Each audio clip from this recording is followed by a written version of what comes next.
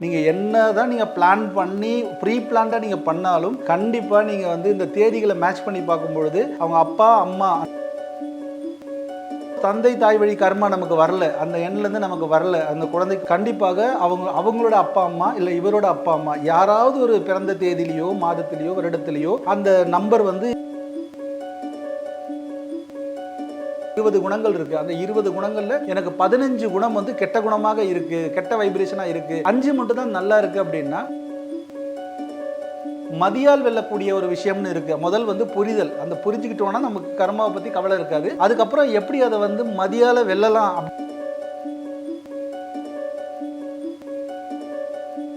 விதியன் 2 இருந்தா நம்ம பார்க்கக்கூடிய ஆட்கள் எல்லாமே அனைத்து பக்தி கஃபே நேயர்களுக்கு ஆரா பாபுஜியின் அன்பான வணக்கங்கள். இன்று நான் உங்களுக்கு பகிரக்கூடிய ஒரு தகவல் என்ன அப்படின்னா, இப்போ கர்மா அப்படின்ற ஒரு சொல், கர்மா அப்படின்ற ஒரு விஷயம் வந்து கேள்விப்படும் பொழுது நமக்கு ஆரம்பத்தில் ஒரு சில வயதில் வந்து கர்மாவை பற்றியான கவலையோ அதை பற்றியான சிந்தனையோ நமக்கு வர்றது கிடையாது. ஆனால் நமக்கு ஒரு பிரச்சனை அதிகமாகும் பொழுது என்ன நடக்குது அப்படின்னா, அது நம்பிக்கை உடையவர்களோ நம்பிக்கை அற்றவர்களோ பிரச்சனைகள் அடுக்கடுக்காக வரும் பொழுது அவங்க சிந்திக்கக்கூடிய ஒரே வார்த்தை என்ன அப்படின்னா, நம்மளுடைய விதி, நம்மளுடைய கர்மா அப்படின்ற அந்த ஒரு அழுத்தத்தில் தான் அந்த வார்த்தைக்கான அர்த்தம் என்ன, அதெல்லாம் என்னன்னு சொல்லிட்டு மக்கள் இன்னைக்கு தேடி அலைந்து கொண்டிருக்கக்கூடிய காலத்துல நம்ம இருக்கிறோம். அப்ப பிரச்சனை இல்லை என்றால் நம்ம எதை பத்தியும் சிந்திப்பது இல்லை. அப்ப என்ன கர்மானா என்ன, அந்த கர்மா எங்க இருக்கு? நம்ம நிறைய பேர் வந்து எனக்கு என்ன வகையான கர்மா வரும், எப்படி வரும், யாரால வரும், என் கர்மா எவ்வளவு அளவுக்கு இருக்கு, எவ்வளவு குறைஞ்சிருக்கு, இன்னும் அதை குறைக்கிறதுக்கு என்னெல்லாம் பண்ணலாம் இப்படின்ற கேள்விகள் வந்து நிறைய பேர் மனதில் வந்து இந்த கர்மாவை பற்றி இருக்கு. இந்த கர்மானா என்ன அப்படின்னா, அது வந்து ஒரு சமஸ்கிருத சொல்லுது, தமிழ்ல பாத்தீங்கன்னா செயல்னு சொல்லுவாங்க. அதுதான் கர்மானா எல்லாம் கெட்டதுன்னு நினைச்சுக்கிறாங்க. அப்ப கர்மால வந்து ரெண்டு இருக்கு, ஒன்னு நல்ல கர்மா, இன்னொன்னு கெட்ட கர்மா அப்படின்னு. இது யதார்த்தமா நம்ம வந்து கேட்கக்கூடிய வார்த்தைகள். அப்போ நல்ல கர்மான நல்ல செயல்கள், கெட்ட கர்மான கெட்ட செயல்கள். இது எங்க இருக்கு நம்ம கிட்ட அப்படின்னா, நம்ம போய் தேடி அலைய வேண்டியதில்லை. நீங்கள் பிறந்த தேதியிலும் நீங்கள் பயணிக்கக்கூடிய விதி என்று சொல்லக்கூடிய அந்த விதி எண்ணிலும், பிறந்த எண் விதி எண் சொல்லிட்டு 2 நம்பர்கள் முக்கியமான நம்பர். இந்த 2 எண்கள்ல தான் உங்களுடைய கர்மாவே அடங்கி இருக்கு. இப்போ வந்து பிறப்பு தேதி அப்படின்னா ஒரு 1 நம்பர் அப்படின்னு வச்சுட்டீங்களா, இந்த 1 நம்பருக்கான கர்மாக்கள் என்ன, அதற்காக தான் நீங்கள் வந்து அந்த தேதியில் பிறக்கப்பட்ட இப்போ வந்து நம்ம வந்து நிறைய இடத்துல வந்து குழந்தைகள் பிறக்கிறதுக்கு முன்னாடி எந்த நேரத்தில் பிறக்கணும், எந்த டைம், எந்த நிமிடத்தில், எந்த நொடியில், எந்த மாதத்தில், எந்த நாளில் பிறக்கணும் அப்படின்லாம் சில பேர் கணிச்சு போய் அவங்க வந்து ஆப்ரேட் பண்ணி குழந்தை எடுக்கக்கூடிய சூழலாம் நம்ம பார்த்துக்கிட்டு இருக்கோம். நீங்கள் என்னதான் நீங்கள் பிளான் பண்ணி ப்ரீ பிளான்டாக நீங்கள் பண்ணாலும் கண்டிப்பாக நீங்கள் வந்து இந்த தேதிகளை மேட்ச் பண்ணி பார்க்கும்பொழுது அவங்க அப்பா அம்மா அந்த தேதிகளை வைத்து பார்க்கும்போது அந்த குழந்தை அதோட ஒரு தொடர்பில் தான், அதோட ஒரு எண்ணோட தொடர்பில் தான் கண்டிப்பாக அந்த குழந்தை பிறக்கும். நீங்கள் பிளான் பண்ணாலும் சரி, இல்லை வந்து அதுவே இயற்கையாக பிறந்தாலும் சரி, இது எல்லாமே ஏற்கனவே பிரபஞ்சத்தால்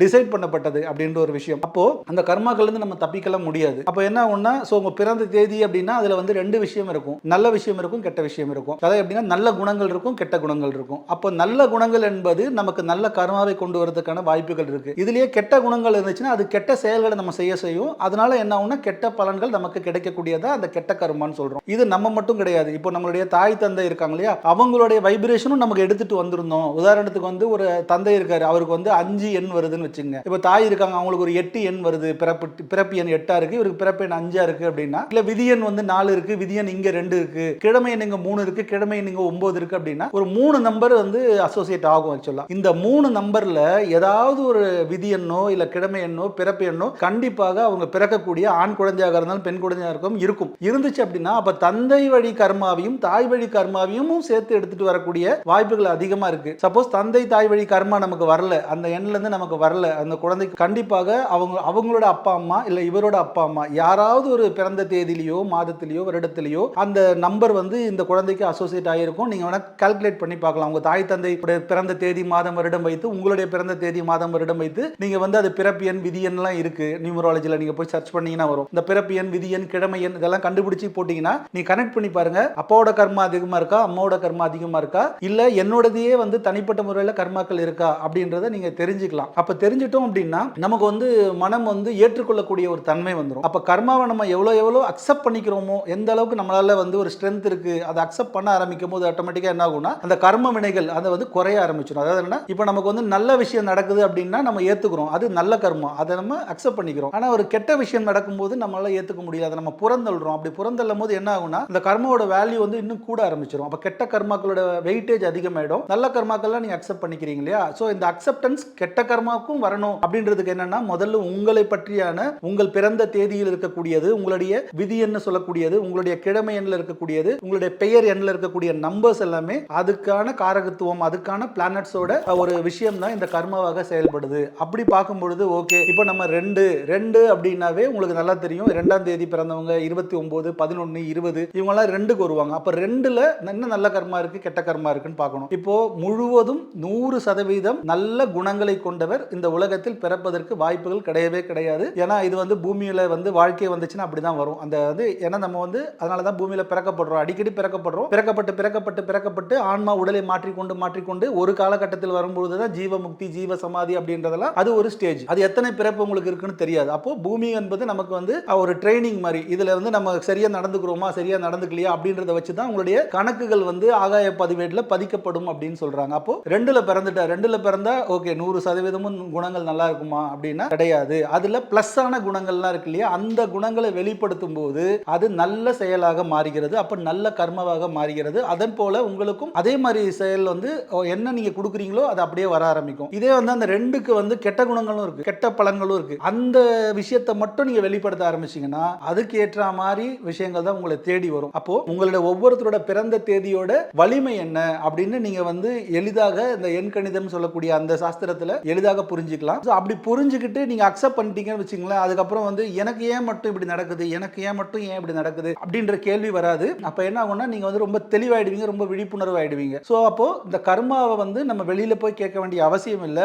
ஒவ்வொருத்தரும் அவங்கவுங்க வீட்டில் இருக்கக்கூடியவங்களுடைய பிறந்த தேதி, மாதம், வருடம், கிழமை இதை வைத்துக்கொண்டு அவங்க வந்து நீங்க என்ன மாதிரி எனக்கு வைப்ரேஷன்ஸ்லாம் சப்போர்ட் பண்ணுது, என்ன வைப்ரேஷன்லாம் எனக்கு எதிராக இருக்குன்னு நம்ம தெரிஞ்சுக்கிட்டோம்னா எங்க இதை பயன்படுத்தலாம், எங்க இதை பயன்படுத்தக்கூடாது அப்படின்னு ஒரு விஷயம் இருக்கு. 20 குணங்கள் இருக்கு. அந்த 20 குணங்கள்ல எனக்கு 15 குணம் வந்து கெட்ட குணமாக இருக்கு, கெட்ட வைப்ரேஷனா இருக்கு, 5 மட்டும் தான் நல்லா இருக்கு அப்படின்னா நம்ம வருத்தப்பட்டு பிரயோஜனம் கிடையாது. நம்ம பிறந்துட்டோம். அப்ப அந்த 5 நல்ல விஷயத்தை மட்டும் நீங்க அடிக்கடி வெளிப்படுத்திக்கிட்டே இருந்தீங்கன்னா ஆட்டோமேட்டிக்கா உங்களோட வைப்ரேஷன், உங்களுடைய ஆரா எல்லாமே இன்க்ரீஸ் ஆக ஆரம்பிச்சிடும். உங்களுடைய பொருளாதாரமா இருக்கட்டும், இல்ல வந்து உடல் நலமாக இருக்கட்டும், இல்ல வந்து உறவுகளோட நட்பா இருக்கட்டும், இல்ல உங்களுடைய வளர்ச்சி எப்படி ஆன்மீக வளர்ச்சியா இருக்கட்டும், அதெல்லாம் போகும். இப்போ ஒரு சில பேருக்கு இந்த 20 குணத்துல 18 குணம் வந்து பிளஸ்ஸா இருக்கும், நல்ல குணமா இருக்கும், 2 மைனஸா இருக்கும். இவங்க என்ன பண்ணுவாங்களா, தெரிந்தோ தெரியாமலையோ இந்த 2 மைனஸ் குணங்களையே வெளிப்படுத்திட்டு இருப்பாங்க. அந்த உணர்வுகளை வெளிப்படுத்திட்டு இருக்கும்போது என்ன நடக்கும்னா 18 பிளஸ் கேரக்டரிஸ்டிக்ஸ் இருந்தாலும் அந்த 2 மைனஸ் கேரக்டரிஸ்டிக்ஸ் அவங்க வாழ்க்கையை வந்து வீணடிக்கக்கூடிய ஒரு நிலை உருவாகும். அப்போ கர்மா நமக்கு என்பது நம் தேட வேண்டியதில்லை. நம்மளுடைய பிறந்த எண்ணிலையும் நம்மளுடைய விதி எண்ணிலையும், விதின்னு சொல்லியிருக்காங்க இல்லையா, அந்த விதி என்பது வலியதுன்னு சொல்லுவாங்க. ஸோ நம்ம எது நடந்தாலும் ஏதாவது நம்ம கெட்டது நடந்துச்சுன்னா என் தலைவிதி அப்படின்னு நம்ம வந்து சமாளித்து கொண்டு போகாமல் என் விதி என்ன, என் விதி எண் என்ன,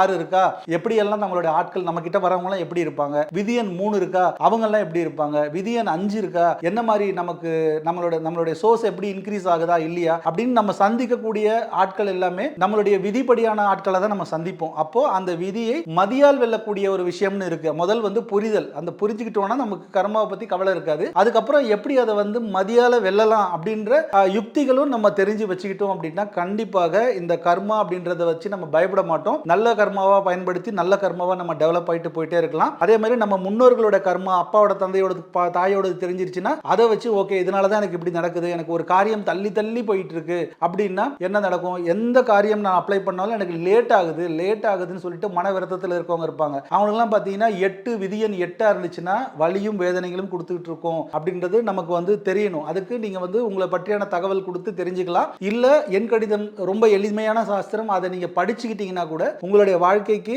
எதெல்லாம் பயன்படுது, எதுல எனக்கு சக்சஸ் கிடைக்கும், எதுல எனக்கு வீழ்ச்சி கிடைக்கும், எதுல நான் பேலன்ஸா போகலாம், நான் யாரை திருமணம் பண்ணிக்கலாம், நான் யாரோடலாம் நட்பா இருக்கலாம், யாரோடலாம் நான் தொழில் சேர்ந்து பண்ணலாம் அப்படின்ற விஷயம் எல்லாம் எனக்கு எந்த விதமான எப்படி வந்து என்னுடைய உடல்ல வந்து பிரச்சனைகள் உருவாகும், எந்த உறுப்புகள்ல உருவாகும், இது எல்லாமே நமக்கு முன்னாடியே தெரிந்து கொள்ளக்கூடிய ஒரு ஆற்றல் வந்து இந்த நம்பர்ஸ்க்கு இருக்கு. அந்த நம்பர்ஸை வச்சு இந்த கர்மாவை கண்டுபிடிச்சி நம்ம வந்து பயணம் பண்றோம் அப்படின்னா மிக சிறப்பான ஒரு ஆற்றலை பெற முடியும். உங்களுடைய பிறப்பு எண், விதி எண், கிழமை எண் தெரிந்துவிட்டால் அது கர்மா வந்து என்ன மாதிரி கர்மாக்கள்லாம் நமக்கு வரும், நல்ல கர்மாக்கள் என்ன, கெட்ட கர்மாக்கள் என்ன அப்படின்னு தெரிஞ்சுக்கிட்டோம் அப்படின்னா நமக்கு வந்து ஒரு சிறப்பான ஆற்றல் நமக்கு உருவாயிடும். அதே மாதிரி என்னன்னா உங்க ஒவ்வொருத்தருடைய பிறந்த தேதியை வைத்துக்கொண்டு அது விதின்னு சொல்லக்கூடிய எண்ணை வந்து நம்ம கால்குலேட் பண்ணி அப்படின்னா என்னன்னா மொத்த தேதி, பிறந்த தேதி, மாதம், வருடம் மொத்தத்தையும் கூட்டினீங்கன்னா ஒரு நம்பர் வரும். சிங்கிள் டிஜிட்டா வரலாம், இல்ல டபுள் டிஜிட்டா வரும். டபுள் டிஜிட்டா வந்தா திருப்பி கூட்டினீங்கன்னா ஒரு சிங்கிள் டிஜிட் வரும். அந்த சிங்கிள் டிஜிட் என்ன, 1, 2, 3, 4, 5, 6, 7, 8, 9. இந்த 9 நம்பர்ல ஏதாவது நம்பர் வரும். அந்த நம்பர் வந்துச்சுன்னா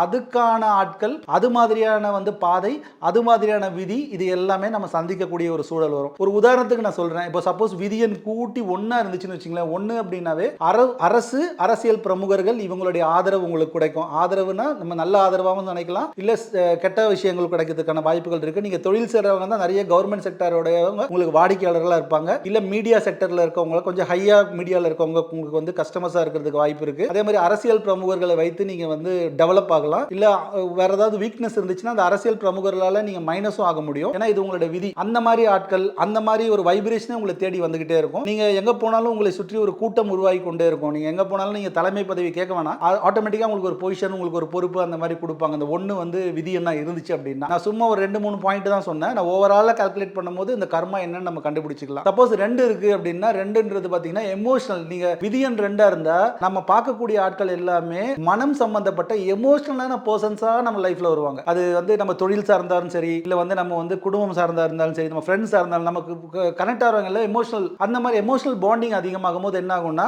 நீங்க வந்து நிறைய விஷயத்தை விட்டு கொடுக்க வேண்டிய சூழல் வந்துடும். சரி உங்ககிட்ட என்ன பேசுறது, இந்த எடுத்துக்கோ, இந்த பண்ணிக்கோ, இந்த போது கொண்டு இந்த தாராள குணம். நம்ம ஏமாற்றப்பட்டிருந்தாலும் நம்ம வந்து மறுபடியும் ஏமாறுறவங்க இருப்பாங்க. நான் போன தடவை எனக்கு புரிஞ்சிருச்சு, இருந்தாலும் என் மனம் கேட்கல கொடுத்துட்டேன். இந்த மாதிரி ஒரு வரதெல்லாம் பாத்தீங்கன்னா இந்த 2 வந்து விதி என்ன இருந்துச்சுன்னா அந்த மாதிரி ஆட்களே அந்த மாதிரி வருவாங்க. அதே மாதிரி கலைத்துறை சம்பந்தப்பட்ட விஷயங்கள், கவிதை எழுதுவது, பாடல் பாடுவது, இசையமைப்பது, சிறந்த பேச்சாற்றல், கற்பனை ஆற்றல், சிந்தனை ஆற்றல், இதெல்லாம் அதிகமா இருக்கக்கூடிய ஆட்களை நம்ம சந்திச்சிட்டு இருப்போம். அப்போ நம்மளோட வைப்ரேஷன் மாறும். இதுதான் அவங்களுடைய விதின்னு சொல்லலாம். அடுத்து பாத்தீங்கன்னா விதியன் 3 இருந்துச்சுன்னு வச்சுங்களேன், நிறைய குருக்களை சந்திக்கக்கூடிய வாய்ப்பு, வழிகாட்டியை சந்திக்கக்கூடிய வாய்ப்பு அவங்களுக்கு நடக்கும். ஒரு குரு இருப்பாங்க, அவரை விரும்புவாங்க, ஒரு வழிகாட்டியை சந்திக்கக்கூடிய, அவங்க கிட்ட சில விஷயம் வாங்குவாங்க. இப்போ நிறைய அறிவுகளை சேகரிக்கக்கூடிய மனப்பான்மை அவங்க கிட்ட வரும். அது வந்து சாதாரண மனிதனாக இருந்தாலும் சரி, மிக உயர்ந்த அறிஞர்களாக இருந்தாலும் சரி, அவங்க கிட்ட இருந்து அறிவை பெறக்கூடிய விஷயங்கள் வரும். அது மட்டும் இல்லாம என்னன்னா, சுயநலம் கொஞ்சம் அதிகமாக கூடிய ஆட்கள், அந்த மாதிரி இருக்கக்கூடிய ஆட்களோட நட்பு கிடைக்கும் போது இவங்களும் மிகுந்த சுயநலம் மிக்கவர்களாக மாறக்கூடிய வாய்ப்பு இருக்கு. அதே மாதிரி கர்வமும் அதிகமாக ஏற்படக்கூடிய வாய்ப்புகள் இருக்கு அப்படின்றது அவங்களோட விதின்னு சொல்லுது. அப்போ வந்து அவங்க வந்து எப்படி நடந்துக்கணுமோ அப்படி வந்து பர்ஃபெக்ட்டா டிசிப்ளினா நடந்துக்கணும், அந்த மாதிரி ஆட்களாவே அவங்க சந்திப்பாங்க. இது வந்து விதியன் 3 இருந்துச்சுன்னா இந்த மாதிரி நடக்கும். அது அவங்களோட ஃபேட். இதே விதியன் 4 இருந்துச்சு அப்படின்னா அவங்களுக்கு வந்து பாத்தீங்கன்னா, இவங்க வந்து நிலம் சார்ந்த வேலை பார்க்குறவங்க, இல்ல கன்ஸ்ட்ரக்ஷன் ரிலேட்டடா பண்றவங்க, இல்ல அரசியல் ரிலேட்டடா இருக்கிறவங்க, இவங்களோட தொடர்பு, இல்ல பெரிய பெரிய இண்டஸ்ட்ரீஸ் பண்றவங்க. இன்னும் விஷயம் என்னன்னா, இந்த பிரம்மாண்டமா அவங்க கூட வரவங்க எல்லாம் பாத்தீங்கன்னா அவங்களுக்கு வந்து சந்திக்கிறவங்க எல்லாம் பிரம்மாண்டமா பேசக்கூடிய ஆட்களா இருப்பாங்க. அதாவது அங்க எது இருக்கோ இல்லையோ சின்னதை கூட பெருசாக்கி காட்டுற மாதிரி ஆட்களாவே அவங்க சந்திச்சிட்டு இருப்பாங்க. அதனால என்ன ஆகும்னா, அதை இவங்க நம்பி, அதாவது என்னன்னா, அதை இப்போ 4 விதி இருக்கவங்க வந்து பிறப்பு தேதி என்ன இருந்தாலும் நம்ப ஆரம்பிச்சிருவாங்க. ஓ பிரம்மாண்டமா பேசுறவர்கிட்ட ஏதோ இருக்கு அப்படி இந்த பிரம்மாண்டத்தை பார்த்து மயங்கி போய் சில விஷயங்கள் வந்து நெகட்டிவ் ஆகிறதுக்கான வாய்ப்பு இருக்கு, சில விஷயம் பாசிட்டிவான வாய்ப்பு இருக்கு. இதெல்லாம் இந்த 4 விதியன் வந்து கண்டிப்பாக அந்த மாதிரி ஆட்களை தங்களை மிகைப்படுத்தி பெருசா காமிக்கக்கூடிய ஆட்களாவே அவங்களுடைய விதி வாழ்க்கை முழுக்க போயிட்டே இருக்கும். அப்போ நம்ம வந்து எது நமக்கு இந்த கரெக்ட், எது நமக்கு இல்லை அப்படின்றது நம்ம பிறப்பு எண்ணை வச்சு, நம்ம கிழமை எண்ணை வச்சு, இல்லை நம்ம பெயர் எண்ணை வச்சு அதுக்கான விஷயத்தை கண்டுபிடிச்சு நீங்க மேனேஜ் பண்ணிக்கலாம். இது 5 சார்ந்த விதியன் இருந்துச்சுன்னு வச்சுங்களேன். 5னா இவங்க கூட சந்திக்கிறவங்க, இவங்க பாதை எல்லாம் பார்த்தீங்கன்னா பிசினஸ் பண்றவங்க எல்லாம் மாட்டுவாங்க. அவங்க வந்து புது டிஃப்ரெண்டான நியூ டெக்னிக்ஸ்ல வரக்கூடிய, நியூ இன்வென்ஷன்ல வரக்கூடிய அந்த மாதிரி ப்ராஜெக்ட்ஸ், இதெல்லாம் ஆட்கள் இப்படியே மாட்டுவாங்க. அது இல்லாம பணம் சார்ந்த ஆட்கள், என்ன சொல்லுவாங்கன்னா புத்தி சார்ந்த ஆட்கள், அவங்களோட சர்க்கிள் பார்த்தீங்கன்னா எல்லாமே பார்த்தீங்கன்னா பணத்தின் மீது மோகம் கொண்ட ஆட்களாவே அவங்க சந்திக்க ஆரம்பிப்பாங்க. அப்போ அவங்களுடைய பாதையே அப்படிதான் போகும். ஸோ அதை வச்சு நம்ம பிளஸ் எடுத்துக்க முடியுமோ மைனஸ் எடுத்துக்க முடியுமான்னு இருக்கு. ஏன்னா இங்க கேம்பிளிங்ன்ற விஷயமும் இந்த 5 விதியன்னா இருந்தா இல்லீகலான ஆக்டிவிட்டிஸ்க்கு போறதுக்கு, உடனே சீக்கிரமா பணம் சம்பாதிக்கணும்னு விரும்புறது, இதெல்லாம் பார்த்தீங்கன்னா இந்த மாதிரி விதியா மாறும். இன்னைக்கு வந்து 50,000 கூட நாளைக்கு 70,000 உனக்கு கிடைக்கும் அப்படின்ற மாதிரிலாம் நிறைய நபர்களை சந்திக்கக்கூடிய வாய்ப்புகள் இருக்கு. அதே மாதிரி கேளிக்கை என்டர்டைன்மெண்ட்ஸ் அதில் வந்து ரொம்ப விருப்பம் பண்றது, அந்த மாதிரியே பாதை அமையும் உங்களுக்கு. ஸோ அந்த மாதிரி பணம் சார்ந்த ஒரு புத்தி சார்ந்த ஒரு விதி அமைப்பாகவே இருக்கும். நம்ம வந்து ஜெயிக்க போறோமா இல்லை நம்ம வந்து மாட்ட போறோமா அப்படின்றது இந்த விதியை வச்சு நம்ம தெரிஞ்சுக்கலாம். அதே மாதிரி இந்த விதியன் 6 இருக்கு அப்படின்னா இவங்க வந்து பார்த்தீங்கன்னா இவங்களுடைய இயல்பு எப்படி இருக்கும்னா, இந்த லக்ஸூரியஸ் கம்ஃபர்ட்டா இருக்கக்கூடியது, ரொம்ப அழகை விரும்பக்கூடியது, அவங்க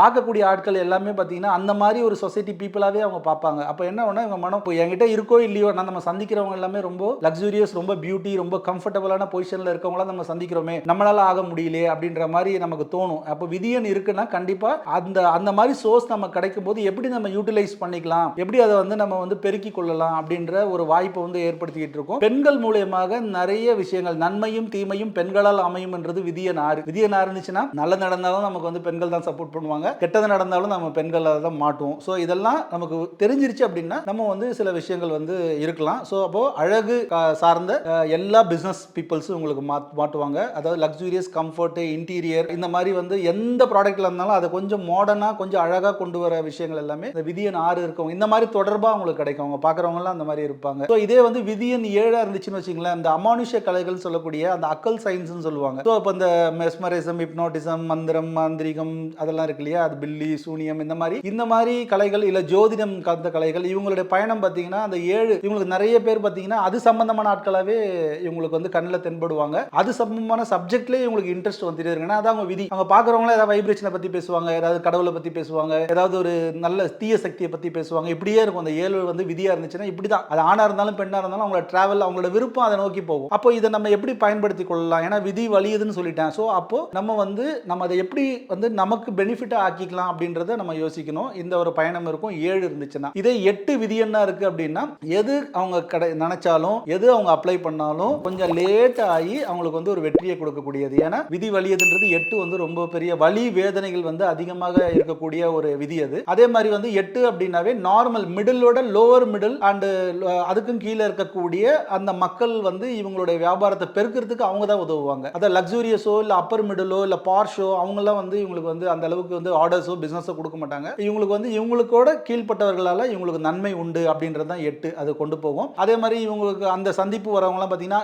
ஆன்மீகம் சார்ந்த, அதாவது நான் சொல்றது ரிலீஜியஸ் சார்ந்த பர்சன்ஸ் எல்லாம் இவங்களுக்கு வந்து விதியன்ல மாட்டுவாங்க. அதே மாதிரி ஏத்தியஸ்ட்னு சொல்லக்கூடிய நம்ம நார்த்திகம்னு சொல்லுவாங்க இல்லையா, அவங்க எல்லாமே இவங்க விதியன்ல 8 இருக்கவங்களுக்கு அந்த மாதிரி ஆட்களையும் சந்திப்பாங்க. மிக தீவிரமான இயல்பு ரிலீஜியஸ் பற்று இருக்கவங்க எல்லாம் இவங்கள சந்திப்பாங்க. அதே மாதிரி இவங்களுக்கு வந்து பார்த்தீங்கன்னா கிராப்னு சொல்லுவோம். எந்த இண்டஸ்ட்ரீஸ்ல கழிவு பொருள், எந்த இண்டஸ்ட்ரியோட கடைசி எண்ட் ப்ராடக்ட் இருக்கும்ல, அந்த மாதிரி ஆட்கள், அந்த மாதிரி பாதைகள், அந்த மாதிரி ஆப்பர்ச்சுனிட்டிஸ்லாம் உங்க விதியன்ல காமிக்கும். இது என்ன சொல்லுதுன்னா, இது உன் விதியன், இதுல இருந்து நீ எடுத்து பண்ணனா நீ பெஸ்டா கொடுக்க முடியும் அப்படின்றத நம்ம தெரிஞ்சுக்கலாம். 8 விதியன்னா இருந்தா. இதே அடுத்து லாஸ்டா வந்து 9 விதியன்னா இருந்துச்சுன்னா, இவங்க அரசியல் பிரமுகர்கள் நிறைய அரசியல் ரிலேட்டட், இப்போ சோசியல் ஒரு சமூகத்துல வந்து ஒரு ஈடுபாடு கொண்டவங்க, இப்போ கோயிலுடைய உளவார பணிகள் சொல்லக்கூடிய அந்த கோயில் மெயின்டைன் பண்றவங்க, சோசியல் ஆர்கனைசேஷன்ஸ், இந்த மாதிரி ஆட்களா வரும். இந்த 9னா இந்த அரசியல் சம்பந்தப்பட்ட விஷயங்கள், அப்புறம் வந்து இந்த ஆர்மி, டிஃபென்ஸ், போலீஸ், இந்த மாதிரி நெட்வொர்க்ல இருக்கவங்களுடைய நிறைய வந்து, அதே மாதிரி ரியல் எஸ்டேட்ல இருக்கவங்க நிறைய தொடர்புல வருவாங்க. ஸோ இவங்களை வந்து நமக்கு விதியன் ஆயிடுச்சு, ரைட், இதை நம்ம எப்படி பிசினஸா மாத்தலாம், இல்லை எப்படி நம்ம வாழ்க்கைக்கு யூஸ் பண்ணிக்கலாம் அப்படின்றத மற்ற எண்களை வச்சு